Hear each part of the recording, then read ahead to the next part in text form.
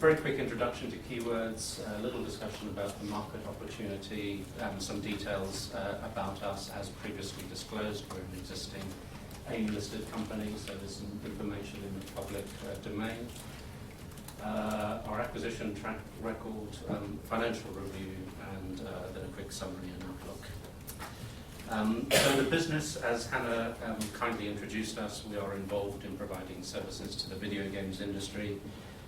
The company was established in 1998 in Ireland. We now have 12 locations in 9 countries. We translate and test in over 40 languages and across all game platforms. 600 staff to date, and that ramps up to over 1,500 staff in peak periods of production. Main services: localization testing, audio, functional testing, and art creation. I'll explain a little bit as to what those are in a sec.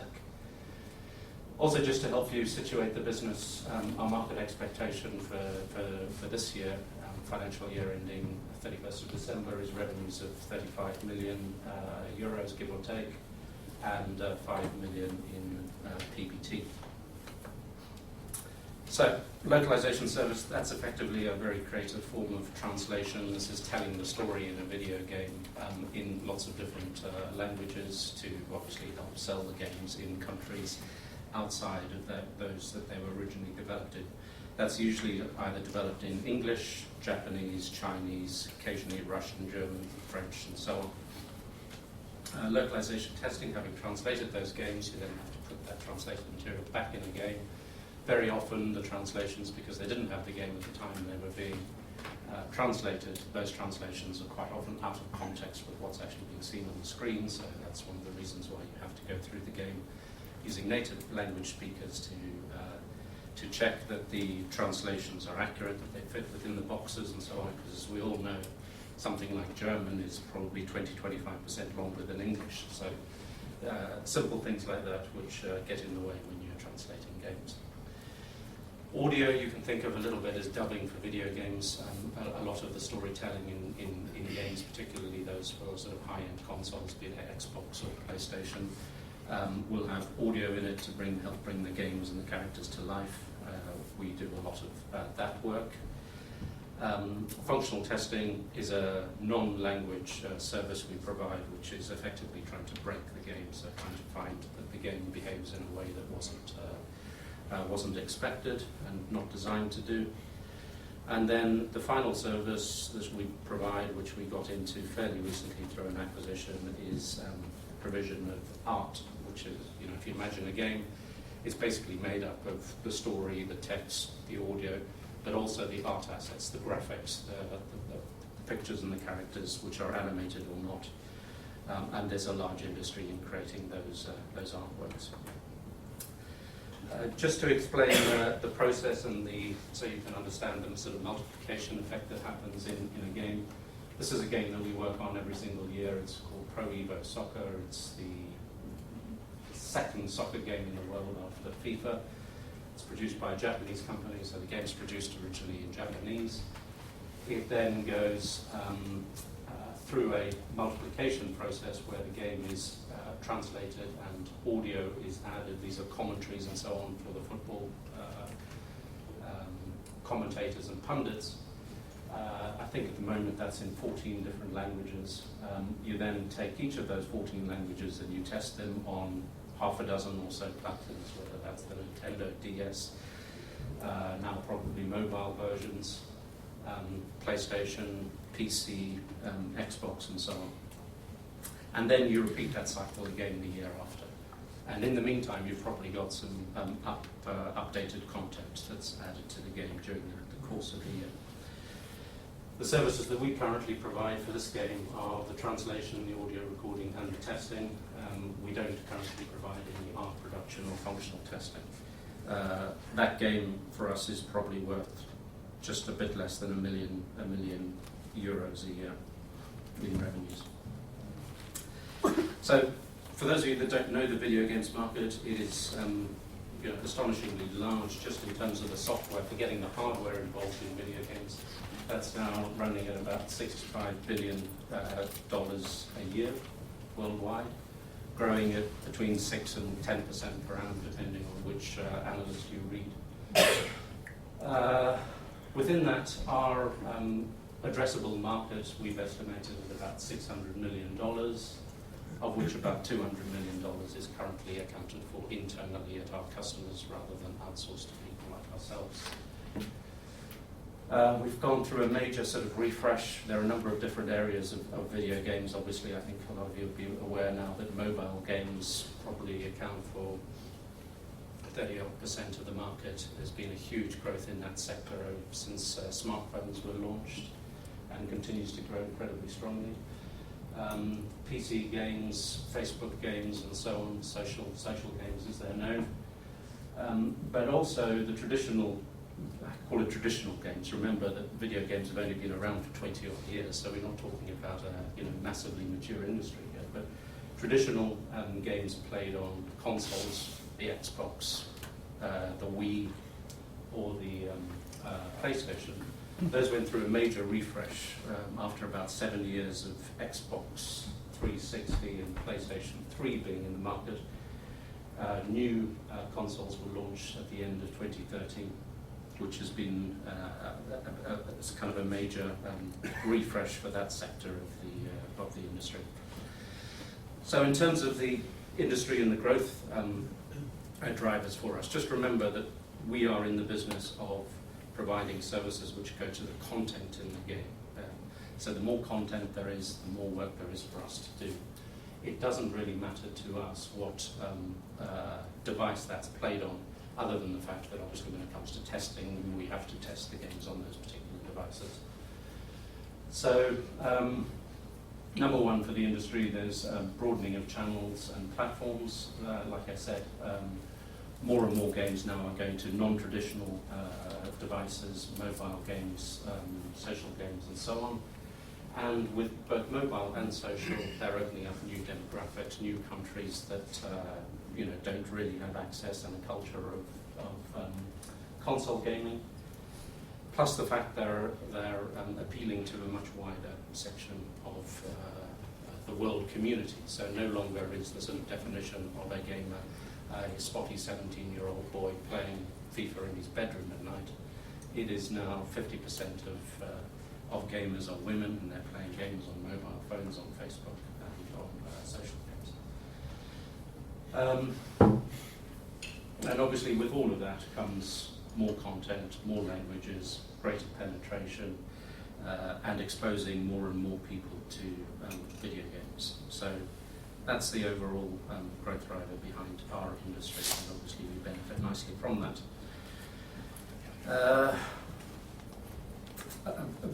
Very quickly, because this is a bit repetitious, but just point out perhaps, I don't know how easy it is to read on the screen, but certainly in packs. You'll see here stuff that absolutely astounds me. A game like Clash of Clans, which at the time I printed this, which was July 2014, was the top-selling mobile game on iPhone, not on, I don't know about Android. But that game was grossing something close to $1.5 million a day in revenue. So these games are incredibly profitable, and you'll notice that the solid blue bars are those games which we, in fact in all those cases I think we both translate and test those games. So 8 out of the top 10 games on the Apple Store. In terms of our clients, all our clients are, well, the main clients are blue chip organizations. They have revenues of many billions of dollars. You can see there's some revenues for our clients for the first half for a 6-month period. So the top 4 or 5 are each at about $4 billion in game software revenue. And these are global organizations. So it's a very blue chip client base, and out of this list, I think we have 18 of them as our clients. Obviously, some of them we're deeper in with those businesses than others.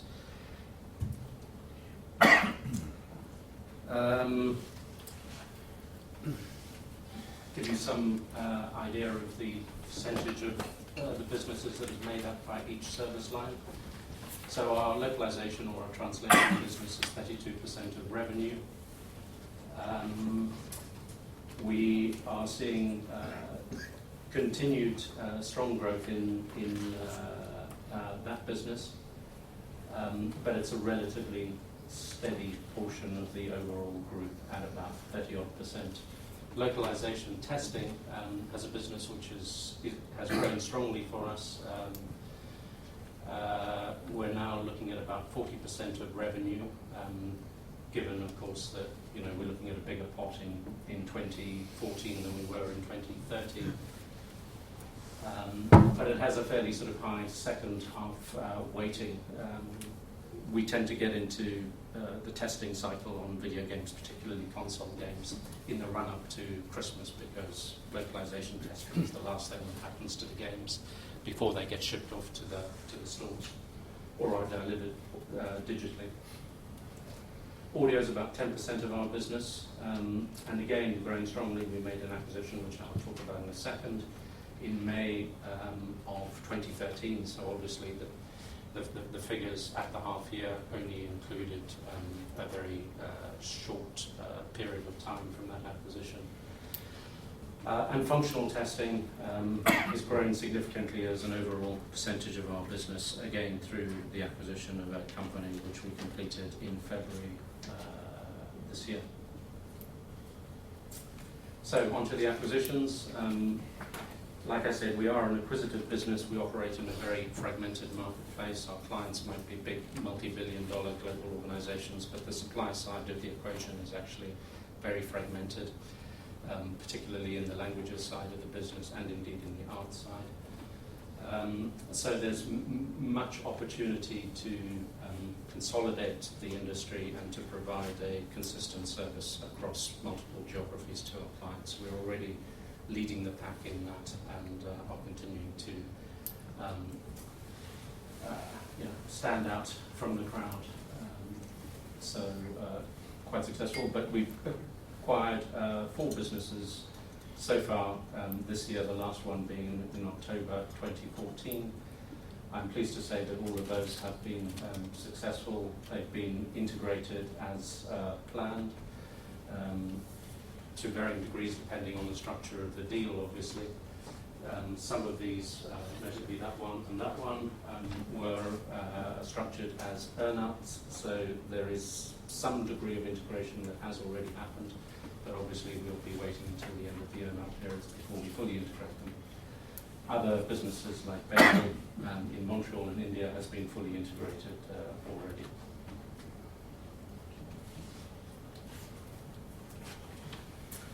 Give you a feel for the global spread of our operations. Like I say, we have, at peak, we have about 1,500 people worldwide.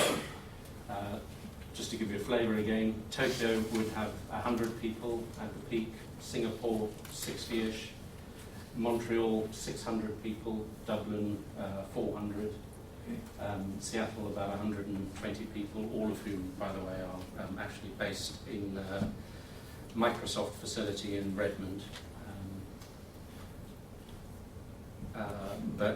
Yeah, you can see we're pretty strategically placed and well aligned with where the games activity happens. That's West Coast, Japan, Europe, and then India obviously provides a low-cost service centre for things like art outsourcing and functional testing. So onto the numbers. It's quite difficult because we are growing fast to give you a good feeling with this without you already having some knowledge of the business. So for the first half, our revenues doubled to 14.3 million. But like I say, if you look at our revenues on an annualized basis, they're probably something like 40 million euros. Within that, our existing operations have good momentum behind them. There's a lot of organic growth. We grew by 14%. Profit before tax for the first half was about 1.3 million. The market or the analysts are expecting us to deliver about 5 million for the full year this year. We are cash generative. At the half year we had net cash of just shy of 10 million euros. And we would expect that to grow through to the end of this financial calendar year. We do pay a dividend. We have a progressive dividend policy, so again a little bit unusual for a technology type business and for one that's growing quite as fast as we are.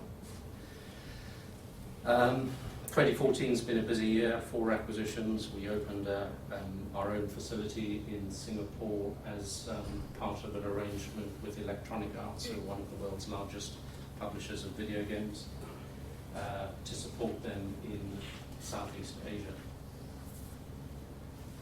And we've continued to extend our service offerings. You can see here again they're repeated in your packs, and I believe there's a note from equity development on your seats as well. So these are the analyst forecasts for our business.